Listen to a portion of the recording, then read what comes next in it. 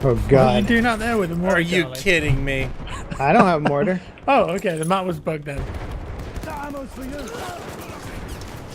Really needs more nades. Oh, another nade. Yep, I'm there we go. fucking It's sick of good. these grenades. It's good. Game is fucking perfect. What's the point? Game is perfect. Game is fucking What's perfect. the point of even existing? They really nailed this one. Oh fuck. Oh, that definitely didn't look like bad. Does premium come with a noose? Oh no, Jack, no. It comes with a 1 gallon jug to drink your own piss.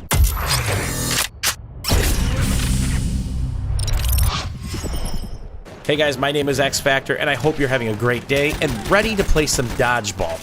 That's frankly what Battlefield 1 has felt like ever since the launch of this game. The good news is DICE has been working on things. They've made some changes, and there are more changes to come. We're going to share with you that journey, including what potentially else can happen to help remedy this situation. Whether you're playing the objective on any game mode, where it's front lines with the giantly increased capture radius, operations, or conquest, you're constantly dodging red orbs of death. Not to mention mortars or anything else like a crossbow, which can really be shot from afar. It just seems it dictates too much of the gameplay and penalizes those who are willing to put their neck on the line to actually play the objective and see a cap through with very little or no side effect to the people actually throwing the grenade. So with the They Shall Not Pass DLC, there is actually a pretty hefty patch with multiple changes to the game, including reworking the grenade system. So the system that you see in front of you now, if you load up Battlefield 1, play any map, any mode, has the incendiary, light anti-tank, frag, and impact nade auto-replenishing every 36 seconds. Or if you die, you instantly get one upon spawning back in. Now, that can be further sped up, not by the little bags anymore, but by the big bags. You stand by a big bag for roughly 12 seconds, you have yourself an incendiary, light AT, frag, and impact. Now, how about gas, smoke, and minis? Those are auto-replenished between 27 seconds and 18 seconds, with a big bag reducing that down to 9 to 6 seconds depending on what throwable we're talking about. So now that the Battlefield 1 system for grenades has been overhauled, what have been the changes on the battlefield? Well, there's been some good and some bad. Believe it or not, death by grenades is rapidly increasing, along with death by gadget, which include mortar and of course crossbow. The day before the patch, death by grenade was 7.8%. 2 days after, 9.4%, and jumping quickly. Partially because some of these maps and operations are infantry only. That's a lot more grenades to factor in. Where there's not a tank or a couple of people in a tank, there are people auto-replenishing grenades, playing the objective, and throwing whatever they have. And not to be undone, gadgets are also increasing, which of course include the crossbow and mortar. It went from 5.4 a few days before the patch to 7%. And these numbers aren't close to leveling off. Think about it. The only people that have access to maps like Fort Woe and Verdun Heights are the ones that have premium. Those who bought the DLC separate or will buy the DLC separate don't even have access for well over another week. And the average death by grenade and gadget is much higher on these maps, well north of percentage kills of 9.4% for grenades and 7% for gadgets. It's the maps and also the gameplay, such as from Frontlines, that's pulling these averages way up so quickly. Another thing to keep in mind when talking about these statistics is how many times you get hit with a nade or throwable or gadget where you get 60, 70, 80, 90 plus health and somebody breathes on you with a pistol or another weapon, whether it's in close quarters or across the map, and you actually die to a bullet. Remember, that does not count as a grenade death. It's only killing blows that count in these stats. Just like those two guys flying into the ceiling as Matimio and I try to get the back rage on and get the last cap point for this sector. And there is good news. There are more changes coming, which I'll talk about after we talk about this developer post earlier today.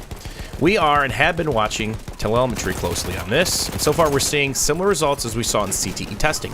7% decrease in grenade throws per minute and grenade kills per minute across all the base game maps. The spike you see in overall grenade kills on Battlefield Tracker, the one I actually referenced earlier, is due to the large number of players playing the new maps, While 2 of them are pretty average in terms of grenade use, Verdun comes close to Argonne, the previous highest, and Forvo has the highest grenade kill per minute of all maps by a pretty large margin. Our telemetry is broken down on a map-by-map basis so we can get a better picture of what is actually happening. That said, we'd like a little more than 7% overall decrease, and we'd like to address maps where grenades are relatively overused, like Argonne, Verdun, and Forvo, without overly limiting grenades on other maps.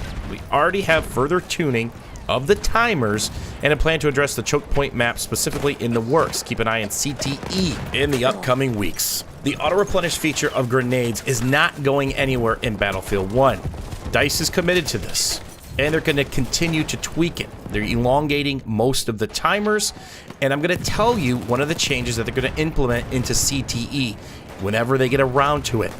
They're actually going to pause your replenish timer anytime you're in combat or suppressed. Remember, anytime you can't spawn on a squad mate because they're in combat, that's a representation of it. So anytime bullets go whizzing by you or you're in a very hot spot, grenades are going off, you're not going to be replenishing. You're actually going to be put on pause. Now, they may tweak, along with the auto-replenish timer, how long it takes to get one from the big bag, but I believe they could be on the right track. I'm not a fan of the auto-replenish system, but I think if they tweak it enough, it'll be helpful on the big maps when you're running in between flags that might be a couple hundred meters apart, and they might get it tweaked up enough where it really doesn't hurt you in these massive grinders and choke point fests that can be Verdun and, of course, Forvo and Argonne Forest. The last fundamental issue in Battlefield 1 regarding grenades is how long it takes you to throw and be gun ready. Did you even notice I threw a grenade? You can whip a grenade out instantly, return to hip fire, or aim down sight with very little delay and start hosing people down. That means there's really no drawback to throwing a grenade. And you probably see a lot less panic nades where somebody throws a grenade only hoping to take off a massive chunk of somebody's health, only to think about the gunplay second. There actually needs to be a consequence to throwing it. It needs to be decision. Do I want to move this guy or girl or a clump of people off cover? Do I want to be vulnerable for a couple seconds? Instead of just spam it, get it out, get your gun up, and you're good to go. So what do you guys think about the current gameplay that's in the game with the replenish system? What do you think about the pause when you're suppressed or in combat? And what would you do with some of the animations or how long it takes to throw a grenade? There's a lot to talk about. There's a lot to consider because this isn't a very easy fix. It's complex because there's multiple things going on. I'd love to see Battlefield be all about the gunplay again. What do you guys think about all this? What would you set the timers to, knowing that the auto-replenish system isn't going anywhere? How long do you think you should be vulnerable when throwing a grenade versus how long you're vulnerable for now? As always, guys, thanks for watching. Thanks for hanging out, and let me know what you guys think down below. We might have cleared B. I figured it out. I figured it out. Oh, shit. It happened! Wow. Oh, my God. Did you do it? The Matimios.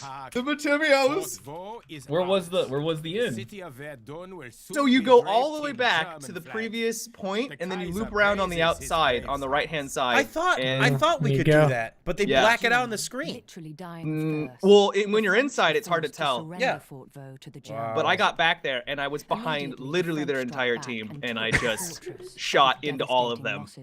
Nice. While the battlefield was not even a square 10 kilometers, 700,000